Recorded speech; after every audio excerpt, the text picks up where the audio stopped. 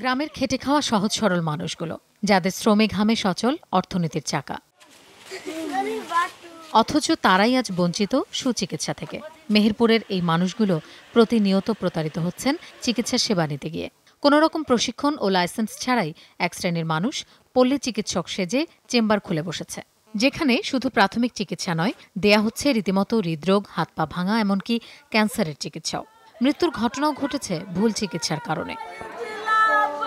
তাজা ছিলাম, কেবল হসপিটালে ঢুকাইলো ক্লিনারে আরাম হয়ে গেল কেন, দামছে আমার ছেলে পায়ে এত ঠান্ডা কেন আর হলুদ কেন, আর আমাকে চাই বেদব মেয়ে ছেলে, তাই বলে আমাকে হাত ধাক্কা দিয়ে অ্যাম্বুলেন্স দিন আমি দিছি। সে ডাক্তার না, সে অবৈধভাবে অপারেশন করলো কেন, আর আমার ছেলে মেরে ফেলেছে, তাই আমি মামলা করি। দেখা যাচ্ছে যে এখানে তাদের কোনো লাইসেন্স নাই, ফার্মাসিস্ট নাই, ডাক্তারি লাইসেন্স নাই, তারা অহরহ ডাক্তারি করছে।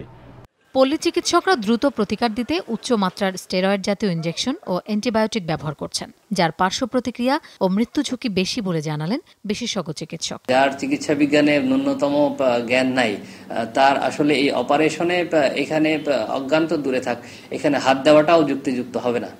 অনুমোদিত পল্লী চিকিৎসকদের দক্ষতা বাড়াতে উন্নত প্রশিক্ষণ দেওয়ার কথা বললেন পরিবার পরিকল্পনা বিভাগের উপপরিচালক।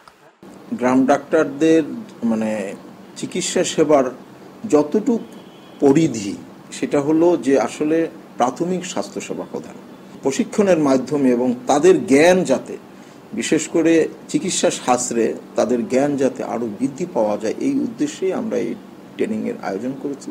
স্বাস্থ্য বিভাগের হিসাব অনুযায়ী জেলায় 1465 জন অনুমোদিত পল্লী চিকিৎসক রয়েছেন।